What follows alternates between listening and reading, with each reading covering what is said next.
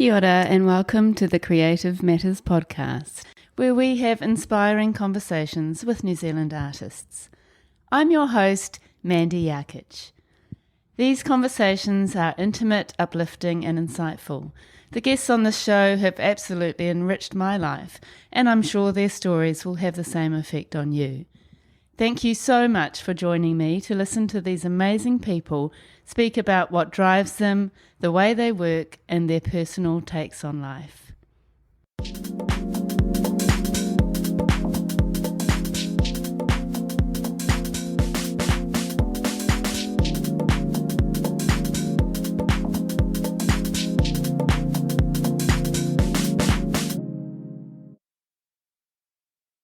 Hi, and welcome back to Creative Matters, the podcast. Auckland-based Aimée Ralfini is an artist, designer, director, and the founder of Art8. As an artist, Aimée works in the digital space, collaborating with other artists to create campaigns of their work.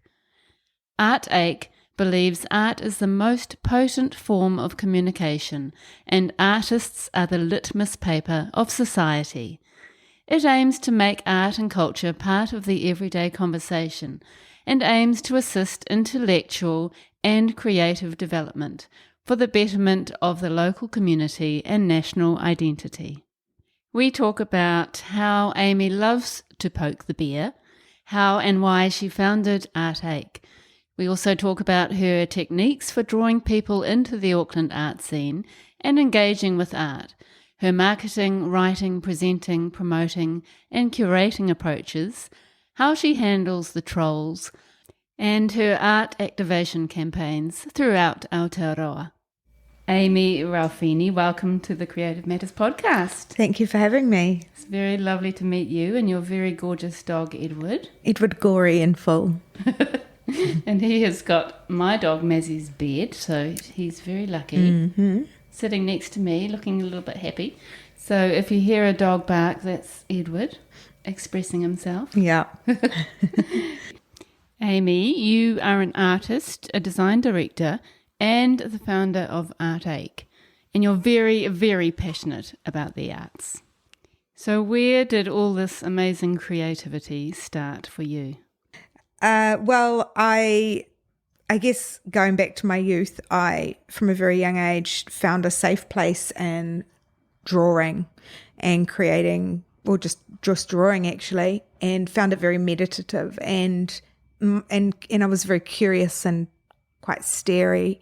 So I think from a young age as well, I was always quite ambivert in terms of sort of quite expressive and crazy and loud, but also needed reclusive time to recuperate and get my energy, and that's when the art came in, and I loved it. And I'd create worlds and people and houses and families and neighborhoods, like the full gamut, maps, then zoom in, like loved it. Anyway, so I've always been an visually expressive person, which was encouraged. And then I went to Elam when I finished high school and studied intermedia rather than painting. I've always seen myself as a painter, but felt that I needed to study something that had more potential for money earning because I'd worked before I started art school. So I was like, I had to sit down and I had a very real conversation with myself.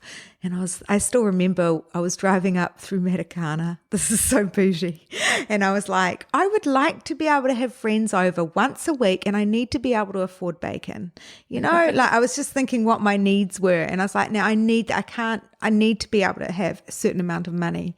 And so therefore I'm not going to go into painting, although I can't remember if painting even accepted me.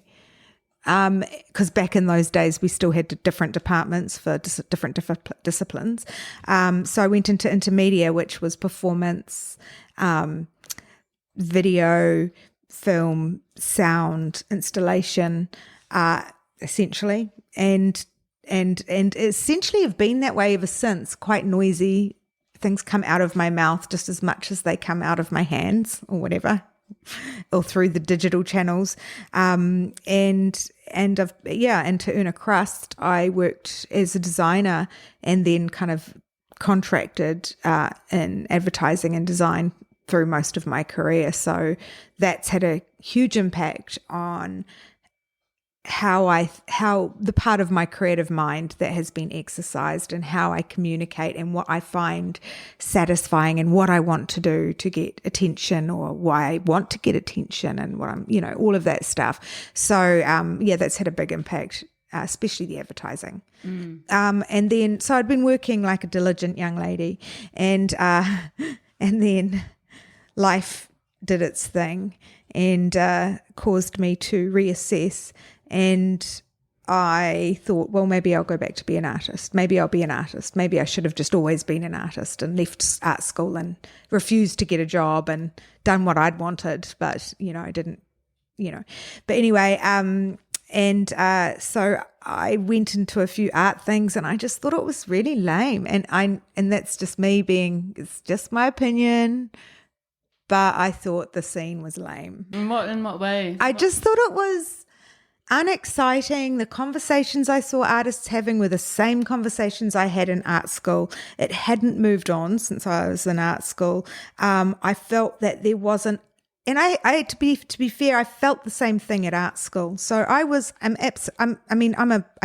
dreamer, romantic. I kind of went to, I guess if we dial back a bit, I went to Elam in the hope, I assumed that I would form some sort of art group like, the Dadaists or the Surrealists. I was really big blue sky thinker in that regards, little old young Amy, and was bitterly disappointed when it was just not that. I think that's just youthful idealism. Yeah. How old were you when you went to art I would school? have been 18 or 19 in my first year, I think. 18. And did you actually grow up in Auckland? Yeah, I'm an Auckland girl, born and bred. Grew up on the North Shore. Dad had an oyster farm out in Maharangi East, so I spent a lot of time on the mud flats, playing in the oysters, playing in the muds with the mangroves. So I'd say that would be the two places I grew up. In the water, on the cliff top, very elemental kind of childhood. So you had big hopes going to Elam to create something incredible. I just thought it would be epic, like I'd been fed all this information at school. You don't study the mediocre artist who just didn't eventuate to anything, and they don't study that, they don't teach you that. They teach you the greats. I assumed that's what I'd be. I mean, it's so naive when you think about it. I assumed that would be what I was walking into. Of course, reality hit. And also I didn't like the marking grading system because, I was used to being really good at art, but you go to art school and suddenly it's a different kind of system, and I didn't like chasing grades. I was used to just being praised for being brilliant. A protege of sorts, and even if only within my own household. But so I did. Art school kind of pulls you to pieces and then throws you on the ground, and you have to kind of pull yourself back together, and that's part of, I guess, the process of art school. And it's whether art school's a good thing to go to or not. I'm not sure. I mean, I certainly think it stopped me painting. I think it stopped me feeling confident in my creative ideas, but then maybe my ideas were a little bit, like it forces you to grow up and just be a lot more analytical.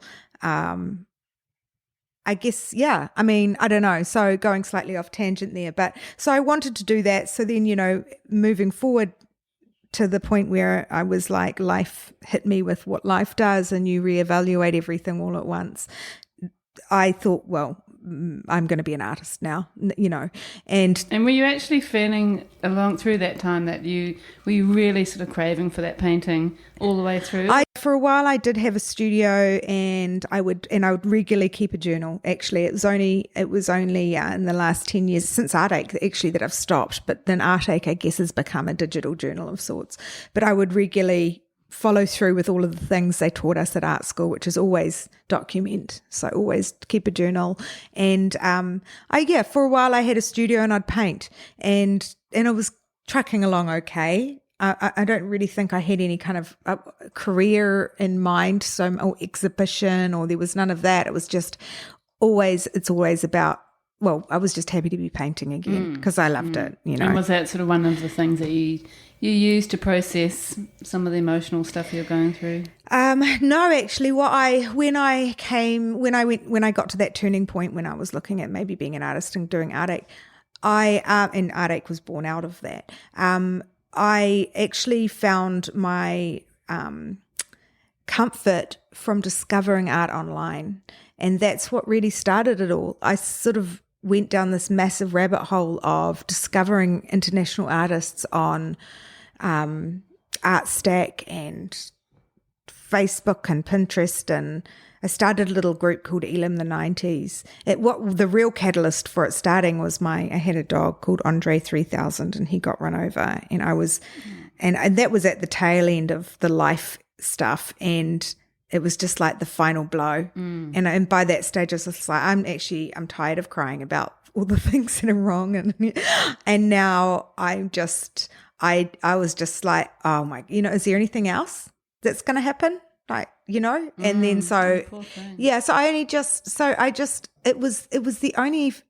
it gave me faith in humanity. It gave me just seeing good work, and the visual communication is something I completely get straight away. Like, I'm absolutely a visual communicator, and it's a language that when you read it and when you can swim within it, it's very soothing. And I just loved it, and so genuinely went crazy sharing it, like obsessively sharing it through Instagram. I tuned Instagram quite a lot later, so that was Facebook, and formed my little Elim the 90s group, and posted up there. And at the time, I'd been working in agencies, so my agency mates all saw it, so it got picked up in that kind of social context, and in agency land that hadn't happened for a while either, the dive into fine art, or the dive into more arts focused. And I also remember around that time as well, I'd been in Europe in England just as the recession was coming in,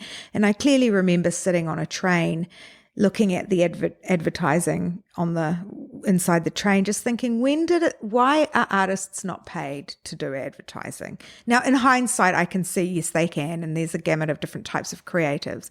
But at the time, I was like, I want it to go back to the period where they would pay artists to do, and now I see it as a bit naive, but, to do the cabaret posters or whatever they were doing. I was like, I want that to be advertising. I don't want it to be the way it is now. It's gross, but that's what I felt at the time as well. So I guess, so when I started feeding the art, it just worked. It made sense, and it got traction quite quickly. And from then I got asked to curate an event, and then I decided, well, I will create an art event that's like a club night, and I'll brand it in the same way, and we'll do the same thing again and again and again. I'll make it really cool, and I'll create a scene. And that, of course, is the scene I wanted to create that I didn't have, I guess, or felt I didn't have at art school. So I wanted to make it really cool. I felt it was a bit stale. I wanted to shake it up. I wanted to poke the bear. I wanted to get it exciting, inject some adrenaline into the scene a bit. In what I saw as the scene, totally from my perspective, coming in, having not been directly involved with it for a very long time. So basically completely and arrogantly came charging in and just railroaded everyone. But, that's my style. Yeah, I love it. And it obviously was working for you. Well, it was exciting. I mean, there's no other way about it. It was exciting when it first happened. No one was doing it. There'd been one other instance where an artist had sold. So initially I did events at the Golden Dawn, and so we'd have 5 artists of all different types of backgrounds and disciplines and things, and they would sell a certain amount of prints of their work or just studio treasures, and people didn't have access to that. I had access to it because I'd gone to art school, my friends were artists, but no one else did, and I wanted the general public to have that, so that it became, well, because that's how you get people addicted to art, right? You give them a little gateway piece of art. And make it accessible. Yeah, and then lure them in. And the event, were you actually promoting that there were going to be 5 artists? Yeah, so prints? I would promote the artists. So after I went to art school and while I was working and traveling, I hung out with a lot of musicians, primarily musicians, and filmmakers as well. So I kind of used what I'd learned from being around musicians and the music industry and kind of cross-sectioned it and spliced it with artists. So I created a lineup where I'd have a headlining artist who would be established. Say Fiona Paddington would be an example. In fact, a lineup of one of mine was, I think we had Fiona as the headliner, and then we had Phlox, who was I'd call them pop artist / wall candy, and that kind of came into direct relationship with Instagram and wide accessibility. And then I'd have my fawn, who would usually be an art school grad or someone quite young and new, but who has a herd of followers. It's very strategic of me. And then I'd have an industry person who had quotation marks, rich friends with money.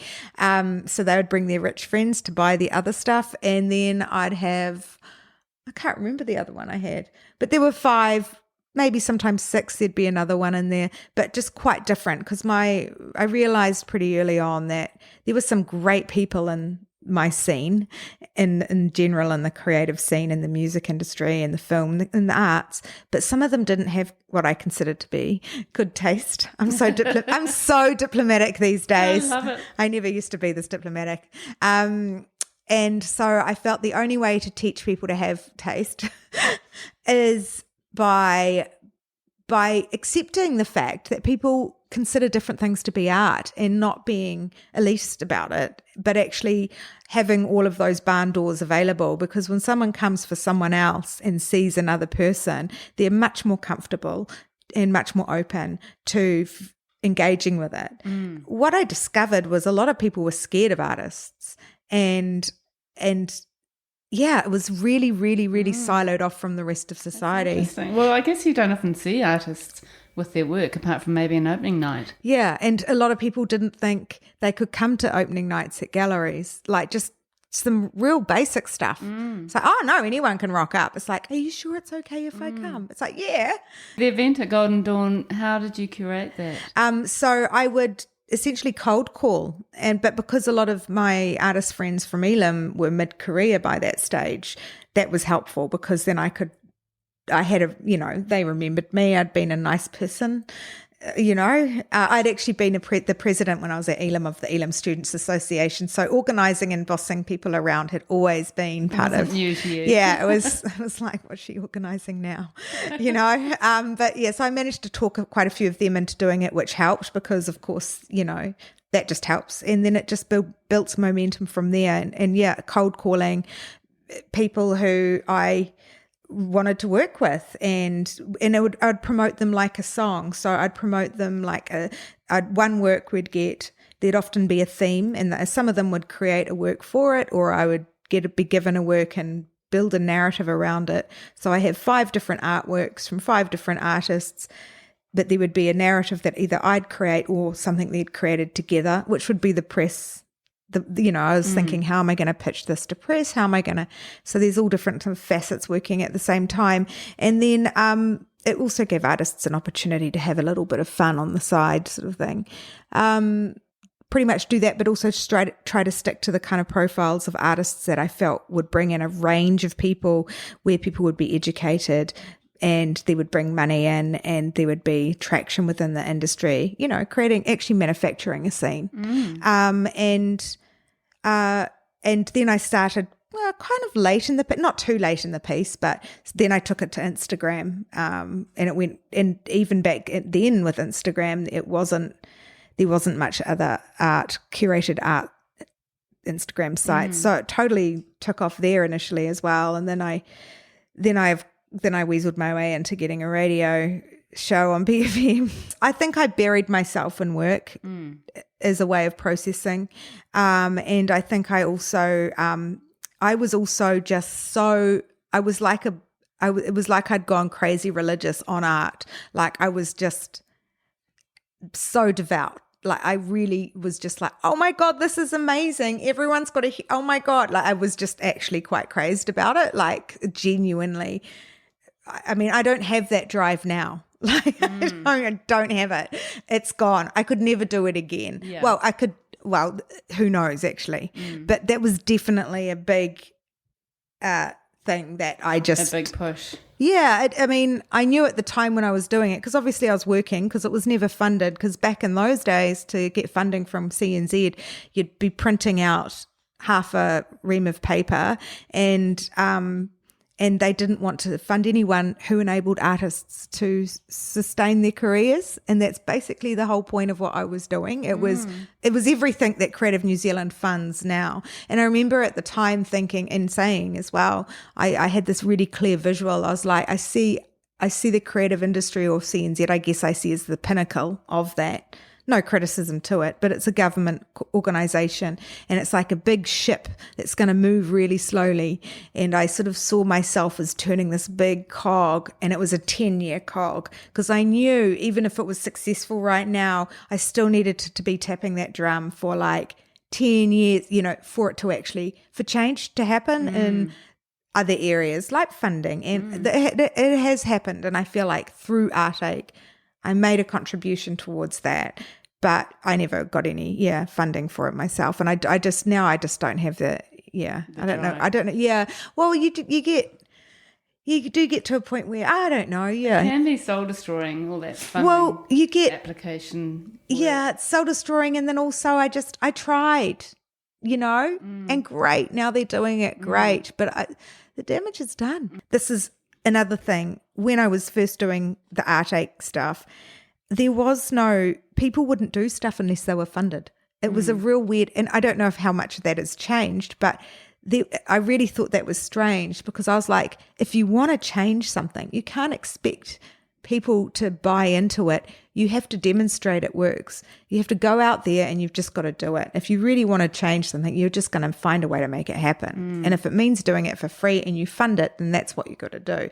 And I liked the power and freedom of that. I didn't have to wait for money. I didn't have to, I had freedom to explore and try different things out. And that was great. But it's a lot of work, because you fund it yourself and you do all the work. And so it was actually coming out of your pocket to start. 100%, all out of my pocket. That's I managed to get a few partnerships along the way, but at the end of the day, every time there was an Artache, I'd redo a website. I'd create a whole new website, all the writing, all the press. And at the time, the writing around art was terrible. It was like really antiquated and un-user friendly. It was just like, guys, are you like, what you?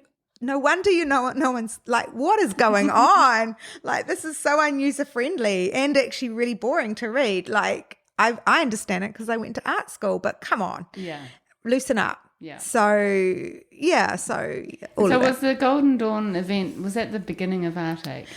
Pretty much, yeah. That's where, I had designed it specifically to be like a movement in that location that was a regular thing, and I just wanted it to keep stamping it so people.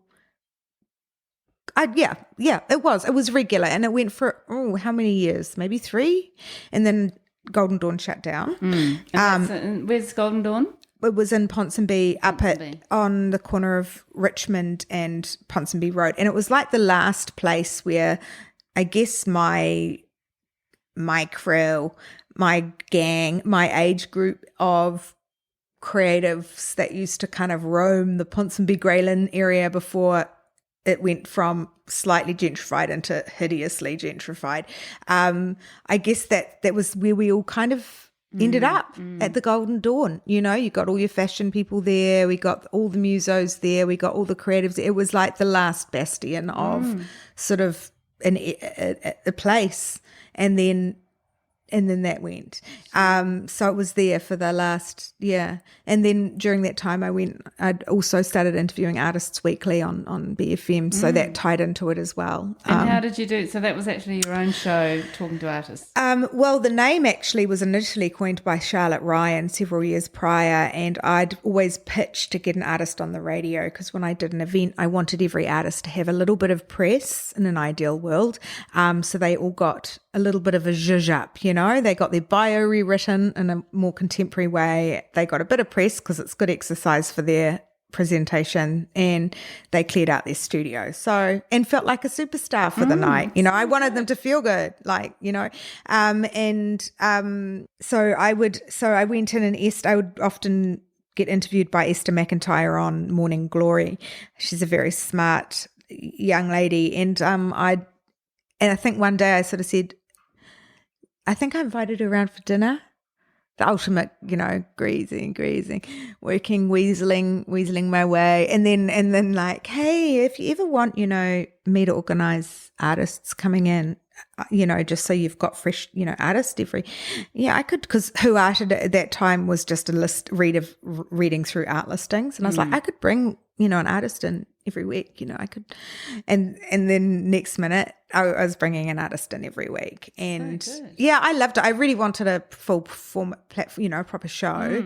Where yours was like just part of somebody else's show. Yeah. So it was Morning Glory was the morning slot from 10 till 12, and I'd come in at, 10. Right. Or was it 9 till 12? I can't remember. And that's just something you wanted to do because you were part of that world, and you felt comfortable. I was excited by I was excited by art. I wanted to talk about it, and because of my background at Elam, we did performance. I used to do quite a bit of performance art, as much as I mock it these days. But it was always very tongue in cheek, and it was weird. It would always often be talking about artists in a really weird performative way. It's quite weird when I look back, because it's sort of exactly the same. Like I did a piece on Laurie Anderson once where I had a Barbie doll with its feet melting in a block of ice that was sitting on a projector, like a classic old school projector, so you could see the ice and sort of silhouette on the wall. And then I was talking to the audience through a giant boom mic and kind of tap dancing as well at some point, but actually telling them about her as an artist. It's kind of weird. And then quite linked, isn't it? It's really linked, but I didn't really see it at the time. But I've always been, I was thinking, do I go to drama school or art school? So I wanted to be an actress for a long time, and I've always been a bit of a peacock and noisy, and so that is me. And so it makes sense that if that I would want to make noise somewhere more so than just the way I was. I mean, I'm always going to do that to everyone. I feel like from a very pure perspective, I was like rejoicing art and singing its praises and sharing the love and building up all this energy. And then there was this wave of like pushback, and I was like, what? I was shocked. I was like, I'm doing this for free. I'm passionate. I'm passionate. I love it. I'm a good person. I don't understand. And there was just this pushback, and it was, you get that in New Zealand. You get that everywhere, actually. What was that pushback about? I think initially I was being too outrageous about artists' work and commenting on, like, say, if an artist had their genitalia in a show, I'd comment on the size of it or something, which I thought was hilarious. But the art world at that time was not impressed, not amused. It took a while for people to kind of be okay. And then, of course, with anything new, there's a bit of, I guess, FOMO around not being included, and then just pure dislike around not being included and not, I think there's just always that. A little bit of, if you put yourself out there, if you put your head up, it's going to get kicked, which and is sad. It's sad. And I think any New Zealander would say they've experienced that to some extent in their life. But I was genuinely quite shocked when it happened from certain areas, But you learn through that as well. You learn to go to the arms that are open. I had a really good experience that illustrated that really well. I did a Santa parade a few years ago where I was dressed as some sort of berry princess, and I was. And it was really illustrated it, because it can be hurtful. I mean, it's the same thing that a lot of people will talk about, like with trolls or don't read the comments. You have to be quite thick-skinned if you do anything that's a little bit out there. Yeah. And I remember it was like I was walking out and the crowd sits there, and in the crowd you get two different types of people. You get people that I was shocked. They stand there and they look you up and down, just looking at you, not nice, not smiling, but just eating you with their eyes, looking at you and making judgments. And you can see it's kind of like, whoa, while you're going, Merry Christmas, have a happy Christmas. And then you get people who are just like, yay. And you, and you soon start not seeing the people that are looking you up and down and going, and you just look at the people that are excited. And that for me was a really good, illustration of the mentality you kind of have to have if you do anything that attracts attention, because you will get people that don't like it, and you will get people that it won't be necessarily justified. They don't necessarily know you, but that'll happen, and it's hurtful, because who likes that? Who likes that? No really one. Tough. No one likes it. A lot of it through social media. A little bit. There was a bit of aggro from some of the younger generation, because they assumed that there had always been this level of engagement around art, and there hadn't. So they didn't have any respect, and it was just, that was a bit weird. That was a bit of, I noticed a bit of entitlement that can come through, which is completely understandable, really, because when you look at the art world, it is very much held up by a lot of money, and people who have full-time art careers are often in a very privileged position. It's always been a bit like that, either that or they're really stubborn. And there's always been, and with no judgment to that, that is just the simple facts. And then you get certain personality types that are involved in those kind of stereotypes of people or societal prestige or whatever. And then there's intellectual battles, and there's all sorts of stuff. So, I say it candidly now because I'm rested, and I've done it's been a long drag. I'm at the end of that, and I've learnt many lessons from it. But when it was all dawning on me and unraveling and seeing some Machiavellian kind of behavior and things, it was pretty, disappointing. But that is the world that it is. It's complex. It's very complex, and it's very it's art is, it's the showpiece of society, I guess. It's like, our society is so civilized. We actually have an art gallery and we talk about philosophy. In a way, it's the pinnacle of that. In a way, so of course it's going to be wrapped around that. I have many views on those sorts of issues between the moneyed and the people without, and where the power balance and control is. It's very interesting to me. What I always liked about Art Ache was, it's like I knew that I'd been educated well, but I didn't give a shit. In fact, I really liked the fact that I could poke the bear and know that how to do stuff, and I wasn't getting, and because it was for free, I felt so free. And you came from a sort of place of knowledge. It was like, you can't get angry at me because you educated me and I'm just turning it on you.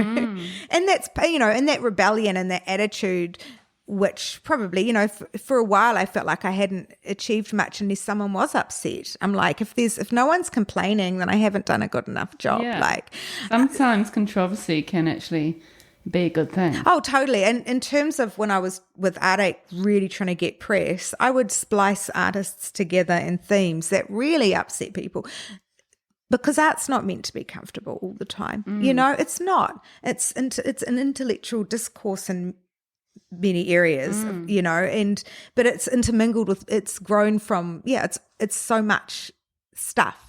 So reaction is important. Any reaction, a big part of it, engagement. On some level. But then not everyone realizes that you're genius at the time. And mean comments hurt. But I'm wise and strong to that now. But after Golden Dawn, were you thinking, okay, I'm going to create this sort of art activation? What do you call platform? it? I actually call it activation. I don't really use it. I do actually activate it when needed.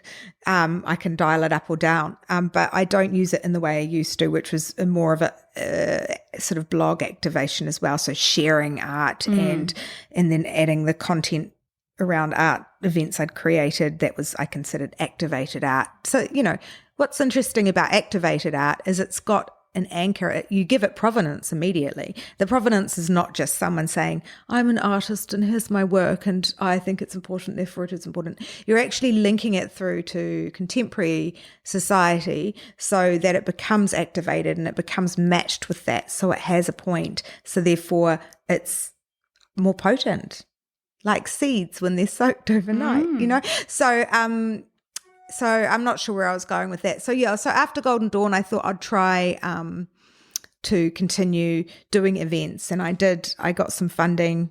It hasn't always been self-funded, actually. I do occasionally get a little cash injection from some creative community or something, especially later on now, because I just simply won't do it. I've had burnout, I don't want to, it's hard. You've got to put a stop to it. I mean, and it's not like I actually get paid. It's just like there's enough cash to cover the mortgage or whatever, it's really, that's what it's like for art. It runs off the smell of an oily rag. So I tried to do a few away from the Golden Dawn, but it was a lot harder. It was different when it was built into a kind of regular place. When you take it outside of that, there was a lot more work to do, not enough money. And I just couldn't manage it. It was just too much. And you had the audience with Golden Dawn. It was just the perfect mix. It was like one of those things, everything came together at the right time. And then that kind of, I knew the bus routes that people took. So I would get, back in the day when you could actually get, you could get billboards printed, and I'd print artworks just on the walls of the car park. And so I knew the bus would stop there and they'd see it. So I knew that community. That was my community. I could talk to it. I knew where the people would see it. I knew where they'd walk. I knew, so that was like, a lovely natural expression. But from there it became harder because events are really expensive.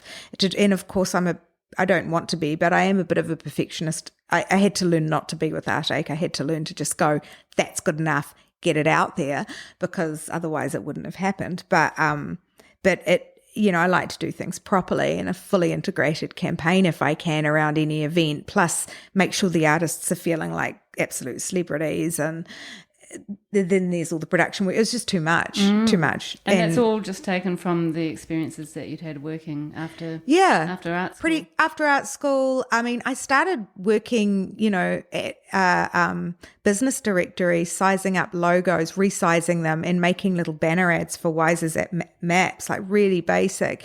But it really affected my perception of the world around me. I remember driving home and all I would see are logos, because it's all I was dealing with all day, and you recognize the brands, and I'm a visual person, so that stuff really stamps into my mind.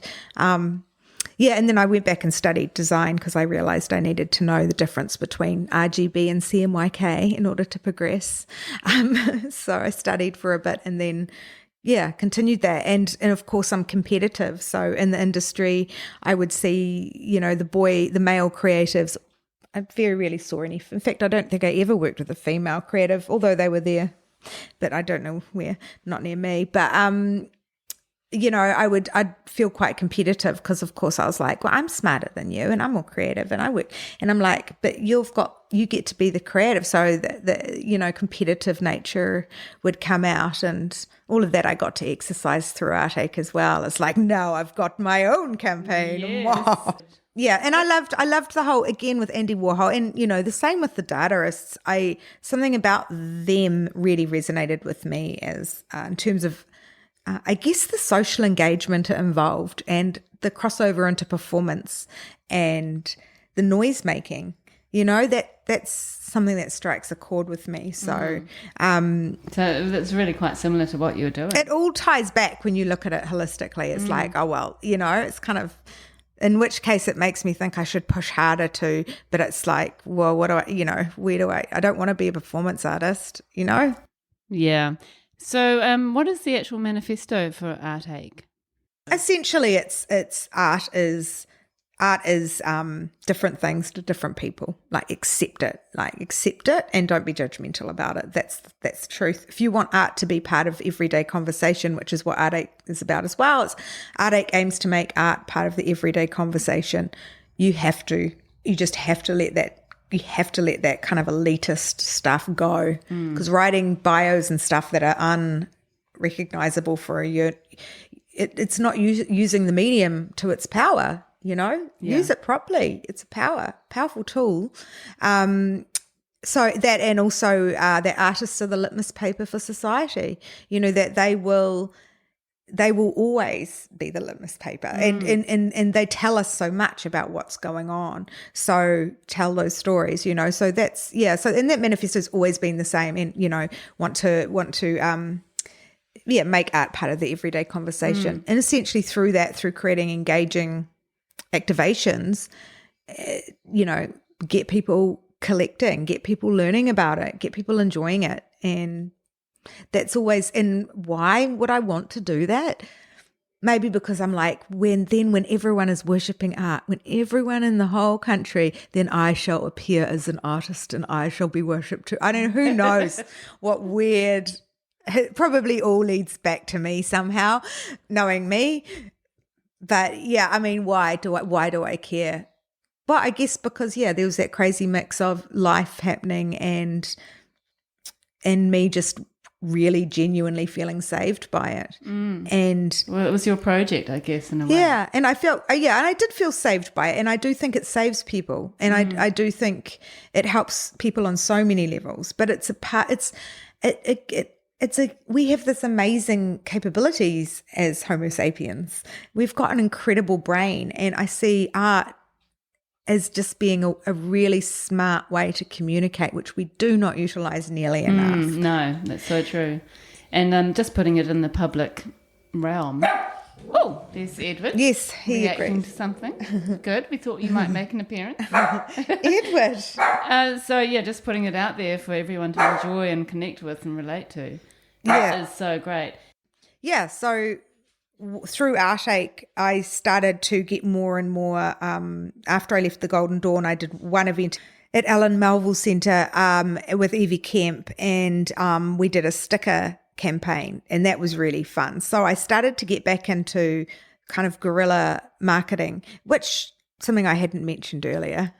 I'd actually, after art school, also done a bit of TV work with very small production companies. So I had like a little cooking show and things like that, or cooking segment.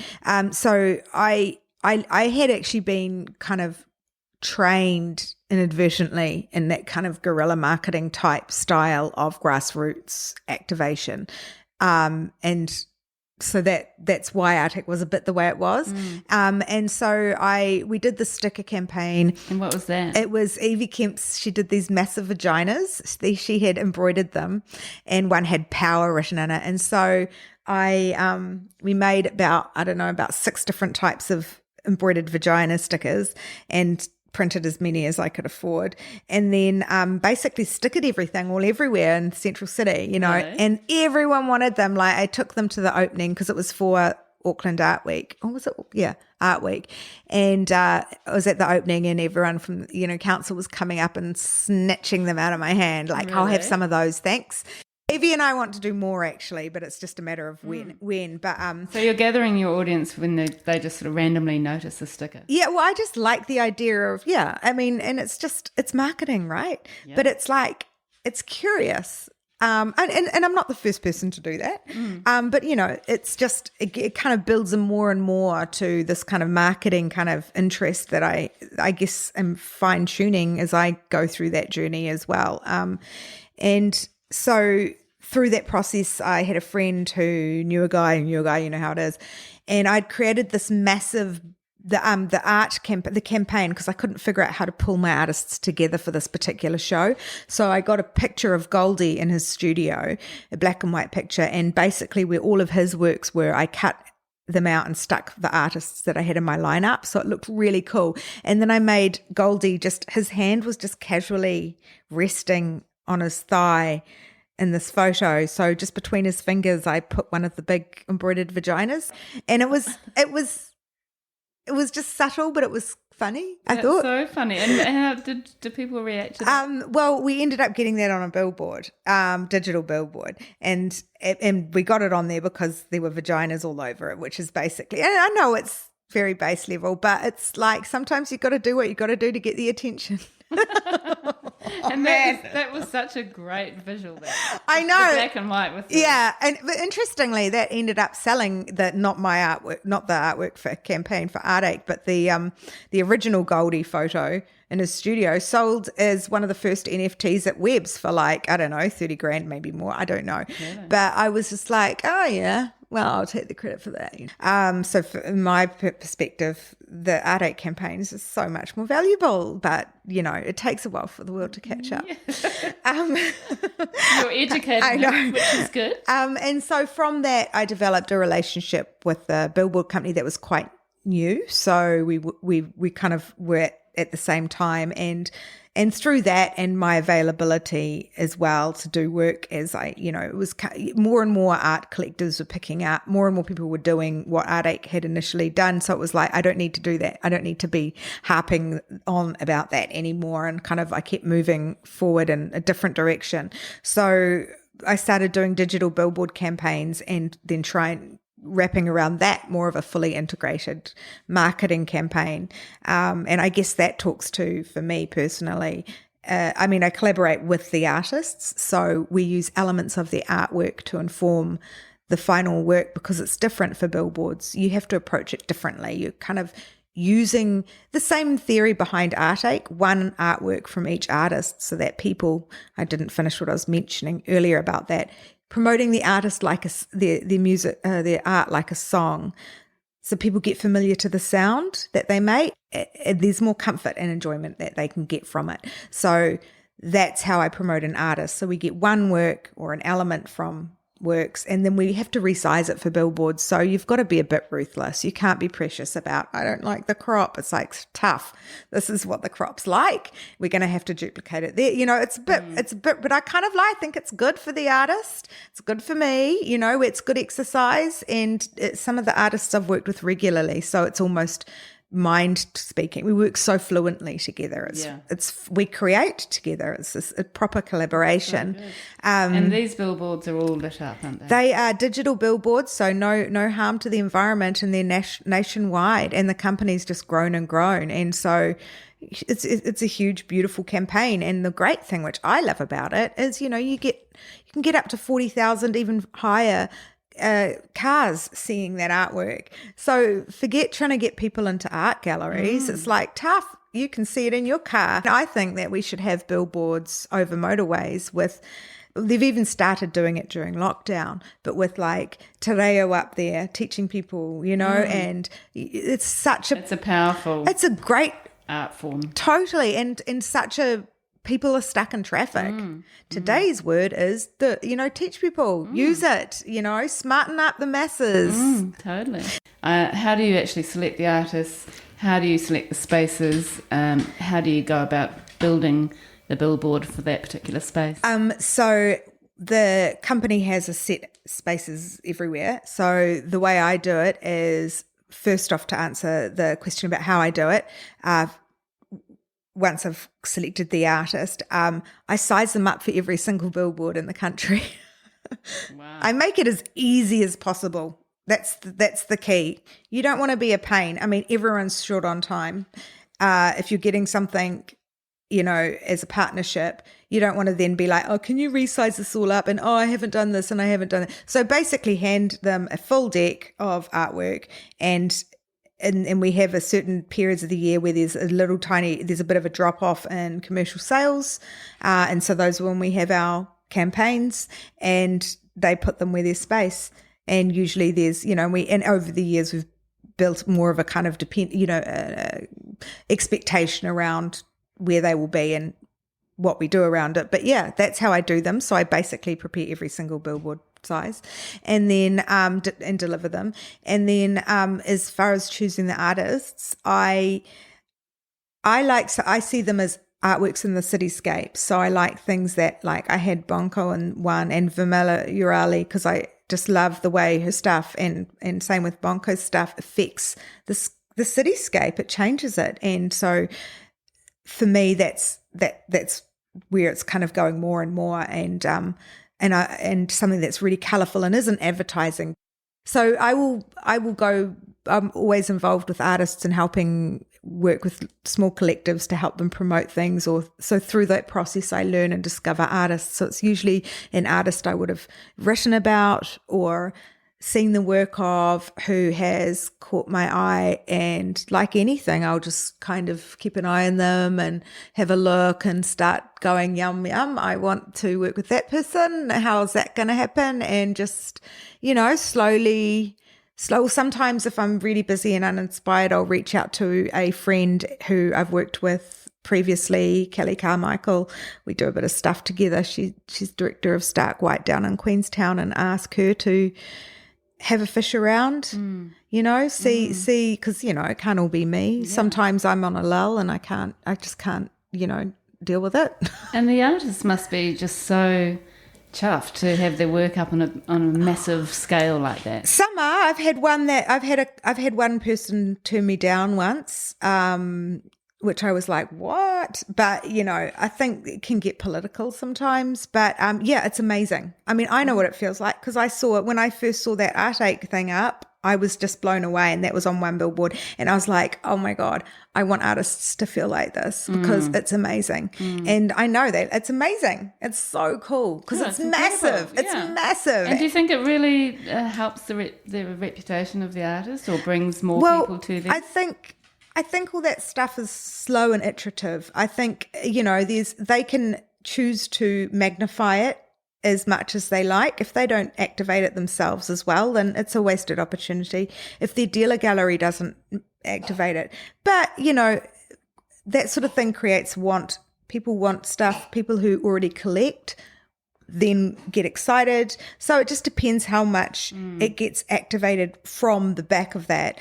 I find it's interesting, press never seem to get too overexcited about it. And I'm like, how can you not?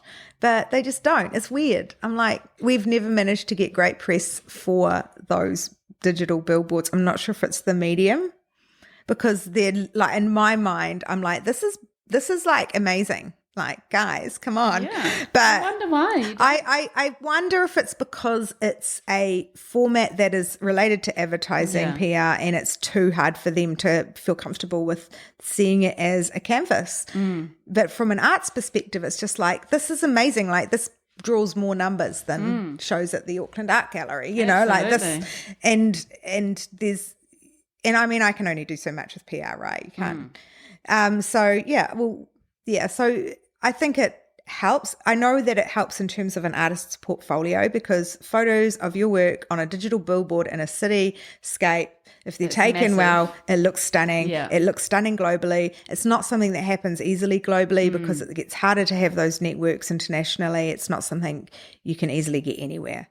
So even if it's in New Zealand, you don't necessarily know. It could be anywhere, and it elevates their work into a level of sophistication and contemporary kind of that I know pays dividends, because they've got that in the itinerary of this is my work. Yeah, it looks fantastic. It's so brilliant. It's a fantastic way to showcase what they do. Yeah. And so you've done a lot of those campaigns, but you've also done other cool things like your Valerie, which is the name of a quirky caravans camper van transformed into a contemporary art gallery on wheels. Can you tell us about that campaign? Well, Valerie was was born of the partnership between the regional development agencies of Manawatu, Hoanganui and Partners, and Venture Taranaki, and it was essentially an activation around the Coastal Arts Trail. So those regions wanted people to travel along the coast when coming up to Auckland or going down to Wellington or whatever, instead of going through the middle of the country. So they worked with a company called Hey You, which is a marketing comms company in Auckland, and developed a concept of partnering with a camper. What do people use when they're traveling? How's this going to work? Let's use a camper van. Let's look at options, and so there was this huge partnership, because it's not often you get those regional kind of groups communicating in that way. So it was actually a massive team of stakeholders involved in that. And the brief that I got in, so I got brought in as the kind of curator creative lead. So I was brought into, or brought in and hired as that, to come in to do the Coastal Arts Trail, to experience it. So did the tour, socially documented the whole thing, and then, commissioned a whole lot of artists along the way to create elements for the van. So the outside looks like it's made from ceramics, because I wanted it to look, when people were standing, say, at Three Sisters and Taranaki, and you can see the cars as they weave their way past, the coastline. I wanted it, when they saw it, I was thinking, what would they see? Do I want them to see what would be cool, not too gimmicky, and also pay homage to what the artists are like in this area. And so I thought, oh yeah, okay, something like porcelain. Or I was also thinking embroidery, or something textile, because that's interesting, but it's not, And we ended up settling on a glaze by a Whanganui artist, Ivan Vostiner, and he uses parts of the beach sand in his glazes and clay, because it looked like a little bit like a coastline. It was beautiful in turquoise. I loved the colours and the undulations of thickness and everything that happens with the glazes. And he created a custom glaze for us. So the whole van ideally looks like a vessel, which it is. So there's all these little things that tie back to your classic art, kind of, this is the vessel, this is the journey. And then I also was influenced by, everything I'd studied in art around early New Zealand landscape and regionalists, and, the artists that have created works where they've kept like the rear view vision mirror of a car, and that frames the landscape and the rest of the car and things. And so, and in my own experience of the landscape and traveling through it, like Colin McCann, for example, and I went to school in Whanganui for a while, so travelling up on the train to Auckland at night with the landscape and just how you see it and how you experience it. So all of that brought in, so that when you're inside the van, obviously I made the windows the canvases, so the interior is quite dark, so that in a way it's like it's a retina, and then there's also other things in there, because you can't just have it as like some big eyeball. You have to be realistic, and there's little sort of surprise and delight pieces, because naturally you pick up trinkets along the way, and I wanted people who did the trail, and you can hire this van, so it can still be hired now. What you tend to pick up are little trinket type art things, and I want people to know that's good. That's important. That's bread and butter for an artist. That stuff is actually really helpful, and those are really nice mementos that you will keep and love for life. And then we presented them in little light boxes, so they were presented in more of a museum style, but in the van. So because we had to protect everything, things are going to get knocked, people are going to climb up things. You've got to account for every kind of disaster. So yeah, lots of things like printing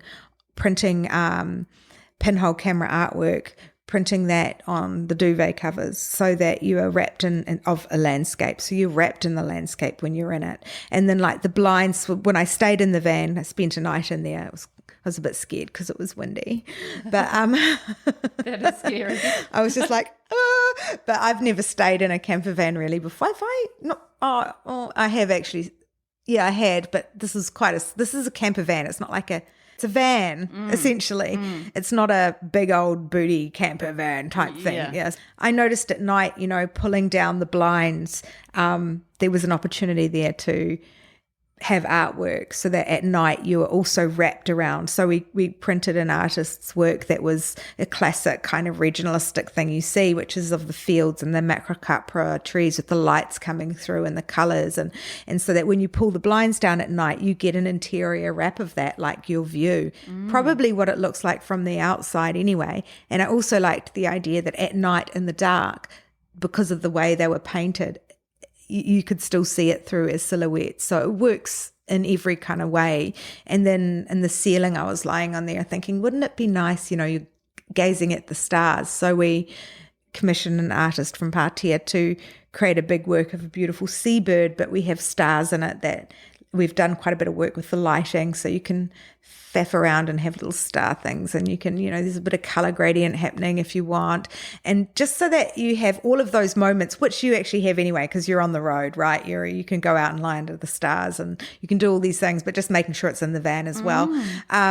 So it's very pleasant like that, and commissioning beautiful. pillows and cushions to be made, and just it's cool, which fits so well with everything you believe well in. it's the same, it's just keeps I guess it's iteration. refined, it's just another iteration now. It's just it's slowly I'm kind of I'm beginning to see, it's beginning to become clearer for me and people who work with me, I guess, where I fit and what I do and what I'm good at.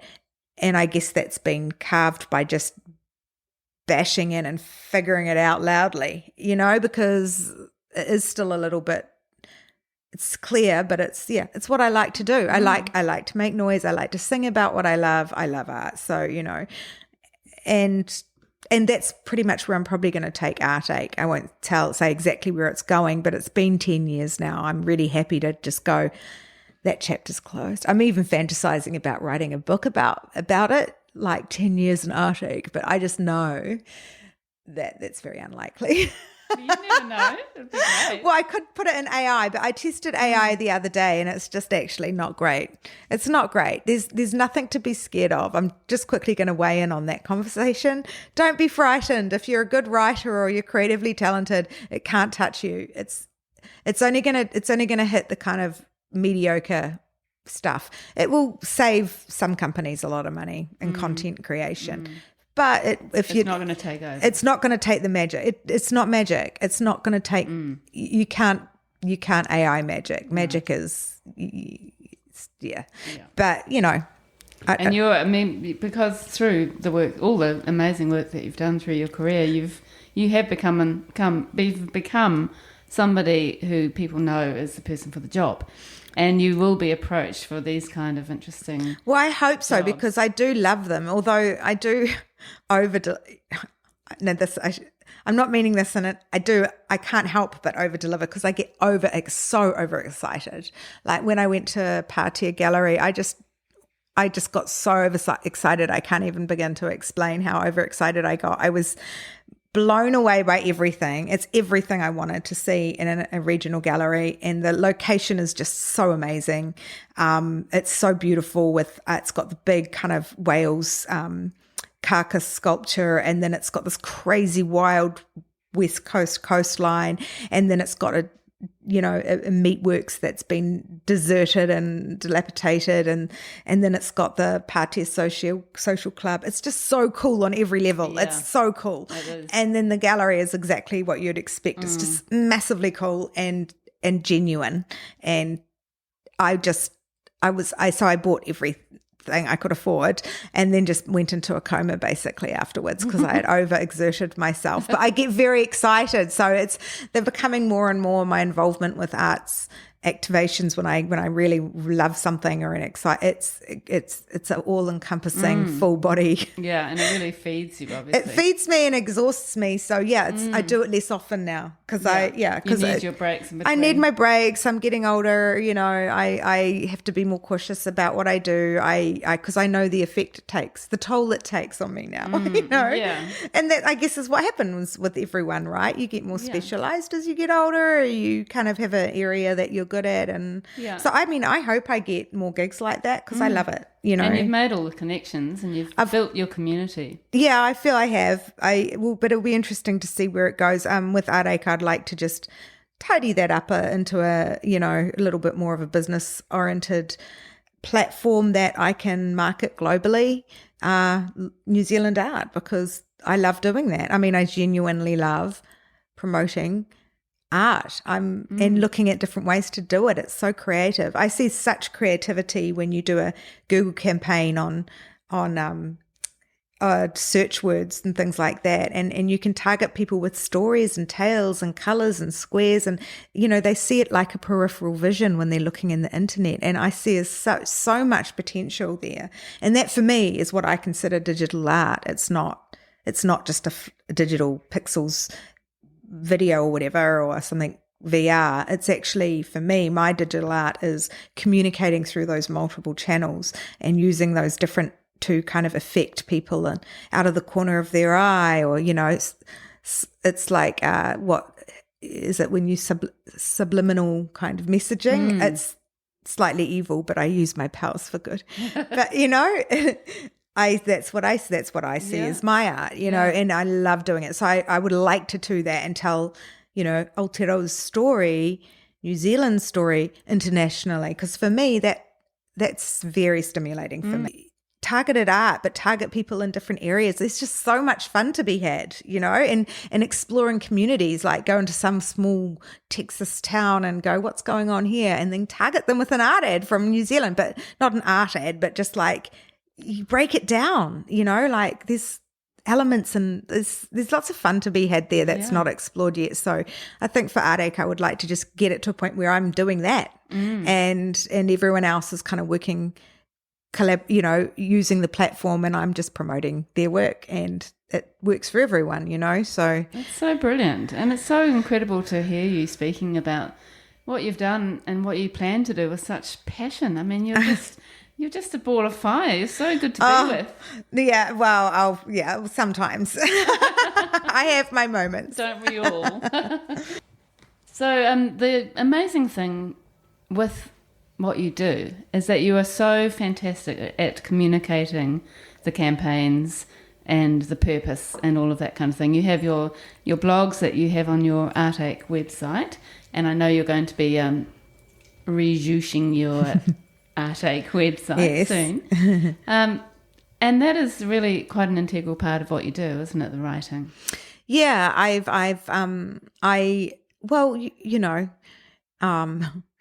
I'm going to repeat what I just said off air, but you know, I'm a multi-platform thinker, so writing is a huge part of that. Writing either a short snippet or something that people are going to see 10 words of, or something that's going to be picked up by Google search, or something that is introducing an artist in a way that makes people absolutely wanting to hear them or meet them, or talking about an artwork in a way that makes people desire it.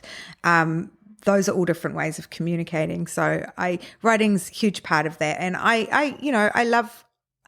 don't love writing. That was going to be an outright lie.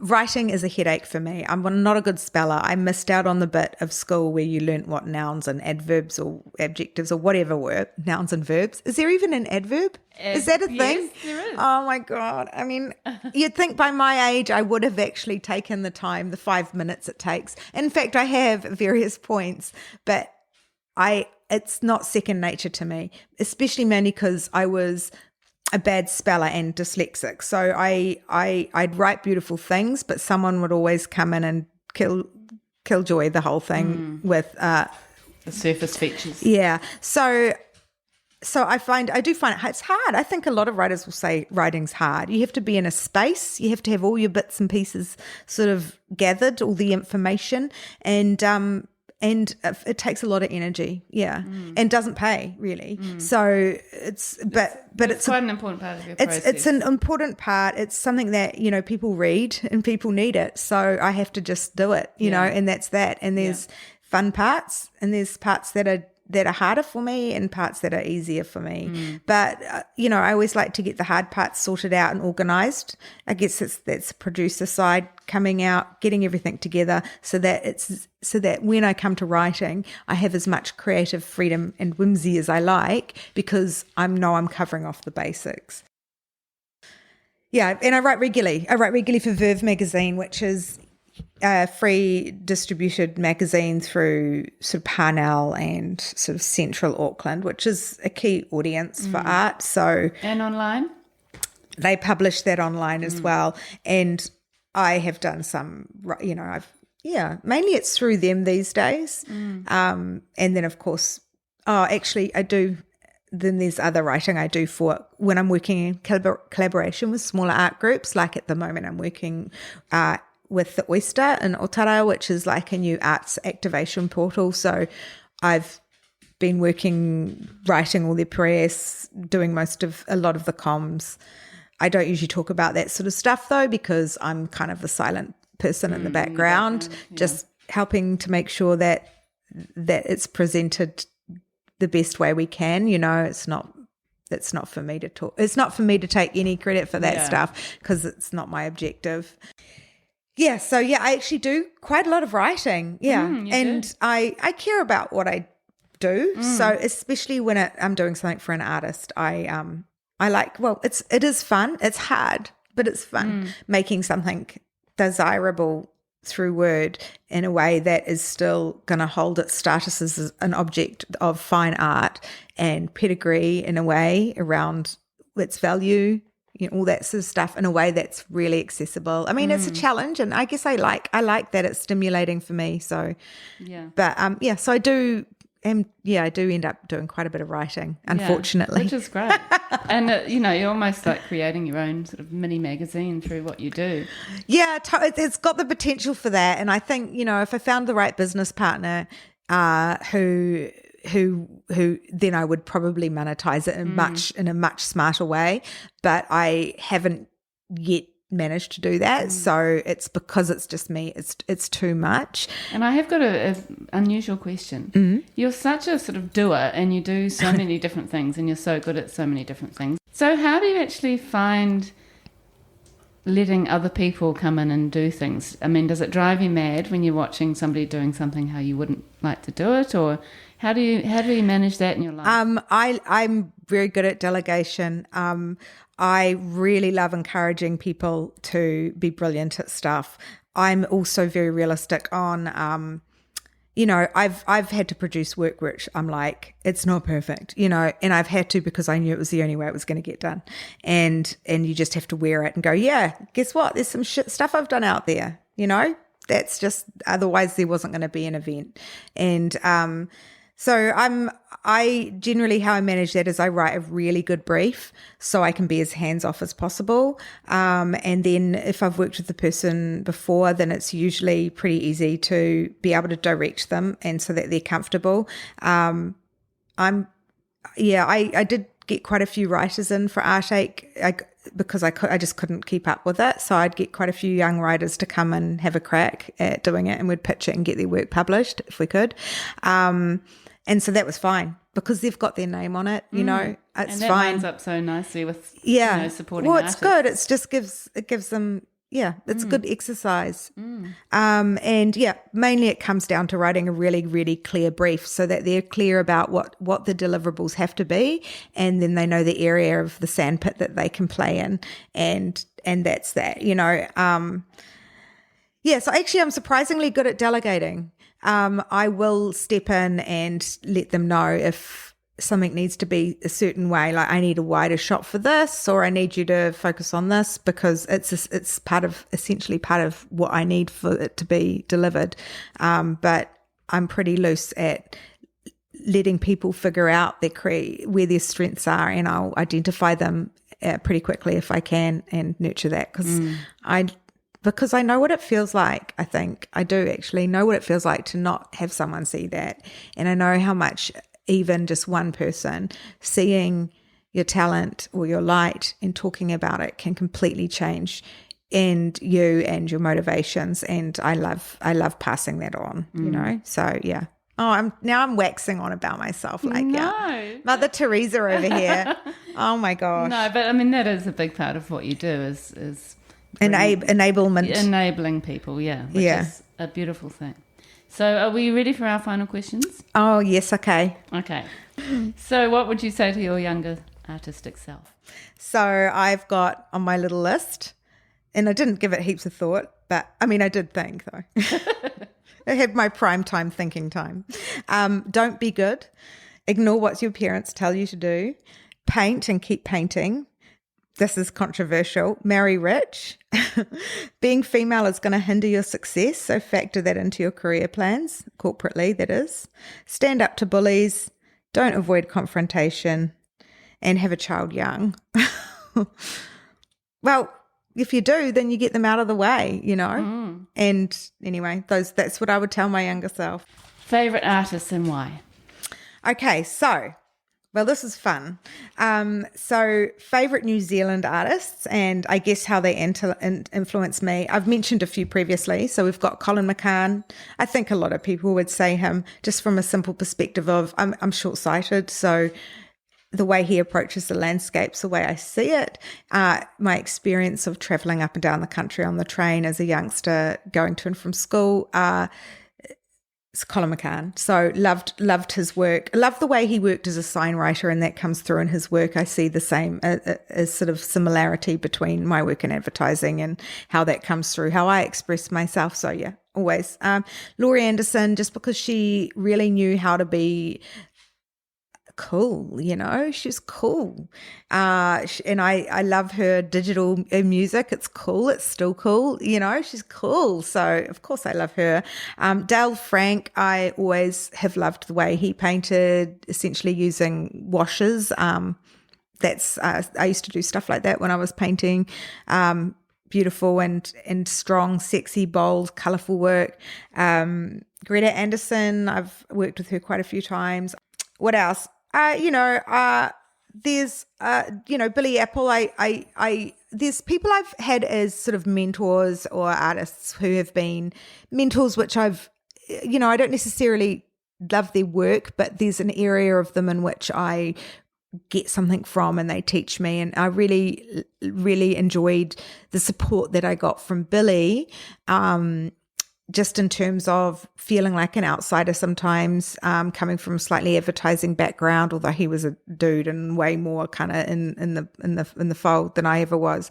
But yeah, and just his kind of anarchistic poke the bear attitude, which resonated with me, and I kind of you kind of flock towards people that support your cause a little bit.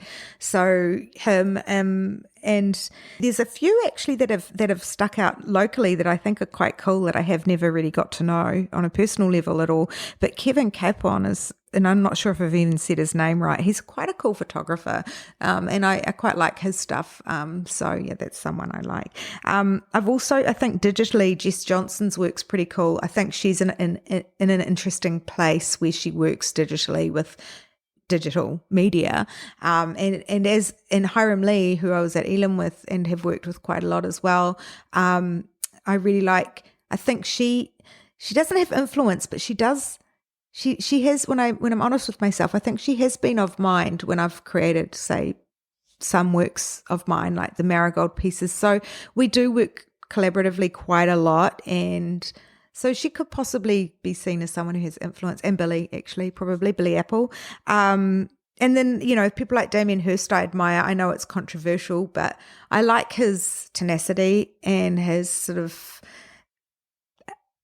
I just like, I think it's his tenacity I like. I really like it, and I'll always support that. It's just his poke the bear attitude, and I like that, I like fighting back to people when they try and suppress you with their, I guess, privilege or power or whatever, I like that. So it's what I like about him, and his work's delicious, and yeah, Andy Warhol, obviously thought I was Andy Warhol for a few weeks, months, years.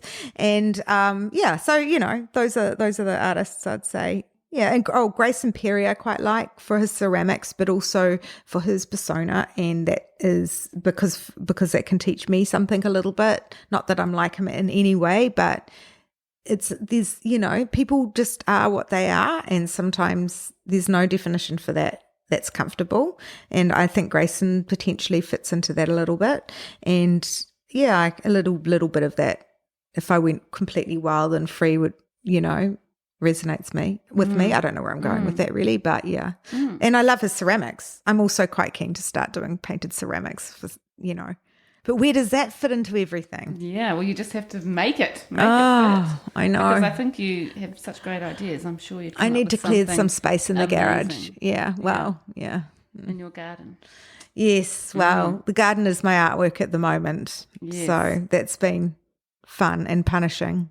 Yeah, I love gardens. It's the best place to hang out. Makes such a good analogy and metaphor for everything in life, I know, it really it's does. just actually amazing. And it's such a sort of design thing to do, isn't it? Yeah, it is. It's actually quite a visual thing. Oh, it's like it's architecture. Yeah. It's not just plants, it's the whole concept, which I love. Yeah. So back to the questions. As an artist, and thank you for that list, by the way, another very extensive, excellent list. There were more, but I know that it's, don't know, let's move on.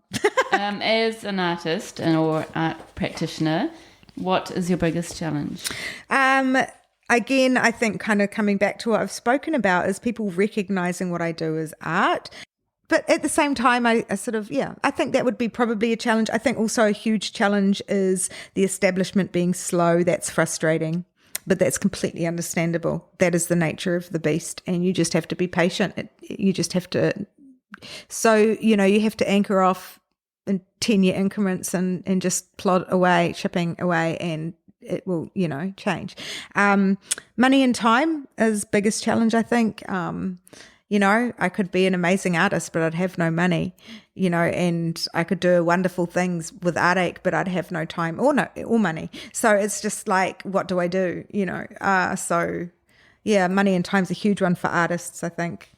Yeah, sadly. Yeah. What drives you to make the kind of work you make or facilitate the kind of work you make? I think joy. I think knowing the healing properties and having experienced that. Also, I think just genuine joy for good intellectual communication that's nonverbal. There like it is. Brilliant. Oh, well, it's getting dark outside. Yeah, I know. Although it's not actually that late. It's just a very dark, dim evening for some reason. Yeah. Not often we do podcasts at the end of the day, but it's been delightful. Thank you so much, Aimée, for being on the Creative Matters podcast. I have really enjoyed speaking with you. Thank you. I appreciate it.